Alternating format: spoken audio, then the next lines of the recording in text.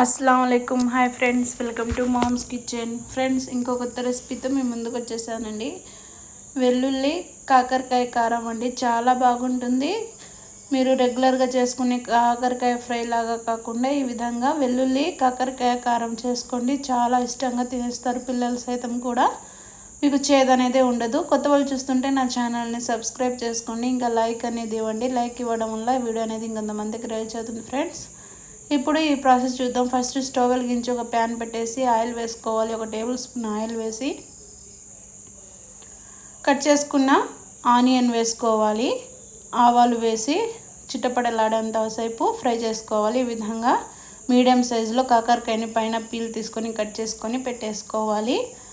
ఆ తర్వాత ఈ విధంగా కాకరకాయని బాగా ఉప్పు పసుపు అనేది వేసి బాగా వాష్ చేసుకొని ఆ తర్వాత ఈ ప్యాన్లోకి ట్రాన్స్ఫర్ చేసేసి ఆ తర్వాత ఇంకొంచెం చిటికెడు ఉప్పు అనేది సాల్ట్ అనేది వేసి ఈ విధంగా బాగా ఫ్రై చేసుకోవాలి. ఇది ఫ్రై అయ్యేలోపు దీంట్లో వెల్లుల్లి కారం అనేది రెడీ చేసుకుందాం. ఒక జార్ తీసుకొని ఈ విధంగా 2 మీడియం సైజు ఆనియన్స్ ఈ విధంగా కట్ చేసుకొని వేసుకోవాలి. ఆ తర్వాత ఒక 5-6 రెబ్బల వెల్లుల్లి రెబ్బలు వేసుకోవాలి. 1 టీ స్పూన్ జీలకర్ర అనేది వేసుకోండి.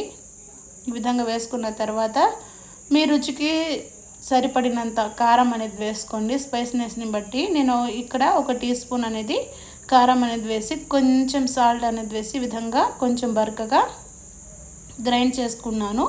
ఈ విధంగా గ్రైండ్ చేసుకున్న తర్వాత కచ్చాపచ్చాగా పక్కన పెట్టేసేయండి. ఆ తర్వాత ఈలోపు ఈ కాకరకాయ అనేది ఫ్రై అవుతూ ఉంటుంది. మీడియం ఫ్లేమ్లోనే ఫ్లేమ్ అనేది అడ్జస్ట్ చేసి ఈ విధంగా కాకరకాయ అనేది కొంచెం కలర్ అనేది చేంజ్ అయ్యేదాకా బాగా ఫ్రై చేసుకోవాలి. ఈ విధంగా చేంజ్ అయిపోతుంది కలర్ అనేది. అప్పుడు ముందుగా చేసుకున్న వెల్లుల్లి కారం అనేది వేసి ఈ విధంగా ఈ వెల్లుల్లి కారం అంతా ఈ కాకరకాయ ముక్కలకి పడేటట్టు ఒకసారి బాగా ఈ విధంగా కలిపేసుకోవాలి.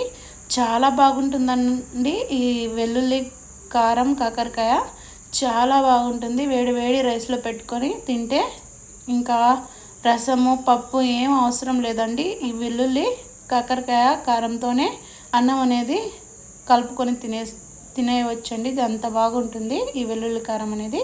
ఈ విధంగా బాగా ఫ్రై అయిపోయిన తర్వాత 2 మినిట్స్ తర్వాత ఈ విధంగా స్టవ్ అనేది ఆఫ్ చేసేసి ఒక సర్వింగ్ బౌల్ తీసుకొని సర్వ్ చేసుకోండి. టేస్టీ వెల్లుల్లి కాకరకాయ కారం రెడీ అండి. Super taste. ఈ వీడియో మీకు నచ్చితే మీ ఫ్రెండ్స్కి షేర్ చేయండి. Thanks for watching.